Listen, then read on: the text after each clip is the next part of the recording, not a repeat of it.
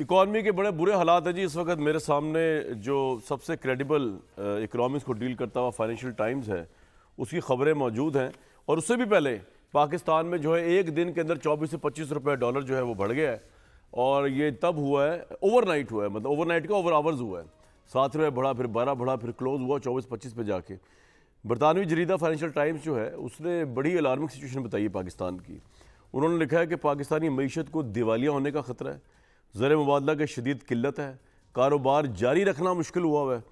और जनवरी 23 को होने वाला मुल्क का ब्रेकडाउन जो था, ऑब्वियसली उसने, वो कहते हैं जी इकॉनमी के हालात में ही बहुत इजाफा, मुश्किलात में इजाफा कर दिया। ज़र मुबादला के ज़खायर $5 बिलियन से भी कम रह गए। हमें पता है कि 3 महीने के कम से कम होने चाहिए अगर डिफ़ॉल्ट से बचना होता है। ये 1 महीने की इंपोर्ट से भी कम है फ़िलहाल। और शहबाज शरीफ हुकूमत और IMF के दरमियान $7 बिलियन के इमदादी पैकेज जो है वो अभी तक उसका कोई अता पता नहीं है। हालांकि उन्होंने अपनी चार्टर ऑफ डिमांड तो पेश कर दिए हुए हैं, लेकिन इसका अता पता कुछ नहीं है। पाकिस्तान की बंदरगाहें जो हैं उसके ऊपर इंपोर्टेड आइटम्स के कंटेनर जमा हो रहे हैं। डॉलर नहीं है परचेज़ करने के लिए, मतलब डॉलर इतना ज़्यादा हो के भी ब्लैक में भी नहीं मिल रहा।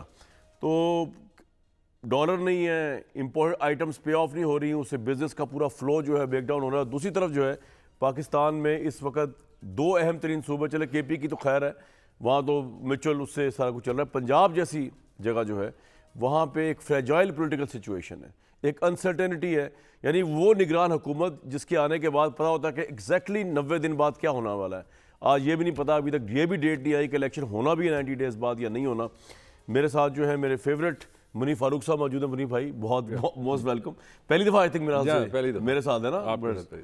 और फ़ारूक सलीम साहब हमें ज्वाइन करेंगे, माहिर मईशत हैं, और उनसे ज़रा जानने की कोशिश करेंगे थोड़ी देर के लिए कि पाकिस्तान जो है इस वक्त क्या श्रीलंका वाले हालात से दो चार है, और क्या इलेक्शन इससे हमें बाहर निकाल सकता है, और ये डॉलर का जो कैप ख़त्म हुआ है ये हमारे लिए अच्छा हुआ है या ये हमारे लिए बहुत ही बुरा हुआ है। क्योंकि ऑब्वियसली अब डॉलर जब बढ़ा तो हर चीज़ ही बढ़ जानी है। पेट्रोल ही जब बढ़ेगा तो उसके बाद सारी ज़िंदगी जो है वो आगे पीछे हो जाएगी। डॉक्टर तारिक फजल चौधरी साहब और इफ्तिखार दुरानी साहब जो है वो हमारे साथ मौजूद है। मुनीब, थोड़ा बताइए मुझे कि इस वक्त इक़्तिसादी इमरजेंसी के हालात हो गए हैं सियासी तौर पे भी। बहुत शुक्रिया कामिल और थोड़ा मुझे दस्तूर के हालत से बताना कि प्रेसिडेंट इनिशिएट करता है प्राइम मिनिस्टर के कहने पे। या बट मेरा नहीं ख्याल कि अभी वो स्टेज आई है। ऑल्दो देखिए, हमारे मुल्क में अगर जो इकोनॉमिक अनसर्टनिटी है उसको, वो तो ट्रिगर हुई है सियासी अनसर्टनिटी से। बिल्कुल। और एक बात मैं ज़रूर कहूँगा कि जब इमरान खान साहब की हुकूमत गई, उनके जाने से पहले, यानी महीना 2 महीना पहले, उस वक्त तक तो हालात शायद इतने बुरे नहीं थे, लेकिन ओवरऑल अगर आप देखें यूक्रेन क्राइसिस की वजह से ओवरऑल दुनिया में एक माहौल तो बन गया था। इन्फ्लेशन ऊपर जा रही थी, इंटरेस्ट रेट्स ऊपर जा रहे थे, बड़ी इकॉनमीज़ जो हैं वो भी उसका हीट फील कर रही थी।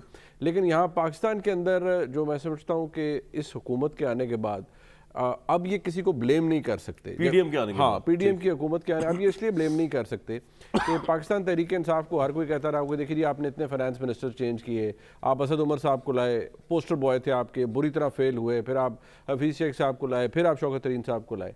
बट यहाँ पर भी आप देखेंगे दो हो गए, और जो 2 हुए हैं वो भी they have come out in the open, और वो एक दूसरे की ऐसी तैसी फेर रहे हैं। मतलब अब मिफ्ता साहब ने कोई मेरे ख्याल में सीक्रेट नहीं रखा, उन्होंने कहा जी ये बहुत बड़क मार के आए थे डार साहब के लिए, मैं डॉलर को उधर ले आऊँगा, और एक्चुअल जो उसकी प्राइस है, जो एक्चुअल वैल्यू है वो 190 हर जगह मिजरेबली फेल हुए। तो वो हर चीज़ में अब फेल। अब ये क्यों फेल हुए? एक ज़माने में कहा करते थे कि हम जी इनको IMF के पास PTI की हुकूमत जो आई थी इनको फ़ौरन जाना चाहिए था, उन्होंने लेट किया। हम आज ये कहने पे बिल्कुल हक बजानिब है कि आपकी हुकूमत आई, बिल्कुल आपने अब IMF का, जब आपको पता था कि 9th रिव्यू करना है और कराना है और IMF की शर्तें मानने के अलावा कोई आपके पास लीवे नहीं है, तो फिर आपको ये शर्तें पहले मान लेनी चाहिए थी। आज अगर फ्री जो फ्लोट है उसका, जो डॉलर का अगर वो कराना है तो फिर ठीक है, take it as a better pill, वो आपने करनी ही करनी है। एक बात मैं ज़रूर कहूँगा कि इमरान खान साहब की हुकूमत जाने से कुछ दिन पहले वो, मैं समझता हूँ कि वो एक वाकई, अगर उसको इंडिपेंडेंटली भी ऑब्जर्व किया जाए, वो लैंड माइन बिक चुकी थी कि इमरान खान साहब की हुकूमत बिक चुकी थी आपके ख्याल कि वो इसलिए कि जब आपको पता था सब्सिडीज वगैरह कि वो दी, और वो अनफंडेड थी ना, वो तो क्लियर वायलेशन था, टोटल पॉलिटिकल मूव थी, और उसका बड़ा ब्लो बैक आया।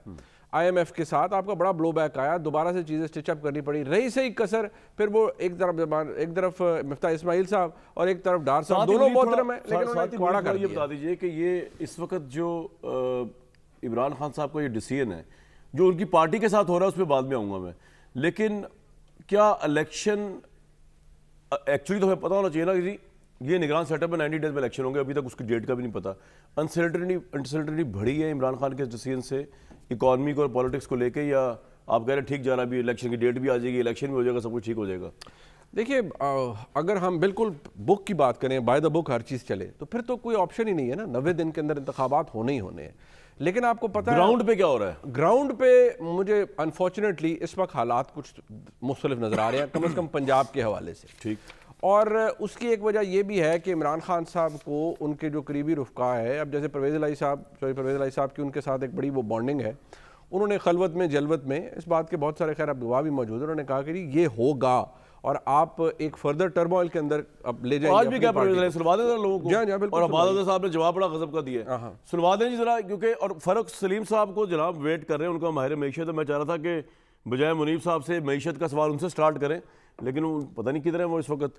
तो ज़रा आज परवेज़ इलाही साहब ने जब एक बहुत बड़ा लैंडमार्क अचीव किया अपने भाई को सदारत से हटा के, उस वक्त वो फरमा रहे थे कि फवाद चौधरी साहब की गिरफ्तारी किस तरह की ब्लेसिंग है। मतलब मुझे अच्छी नहीं लगी बात, फवाद हमारा भाई है, लेकिन वो जो फरमा रहे थे वो ज़रा सुन लें आप ज़रा सारी बातें गुफ्तगू।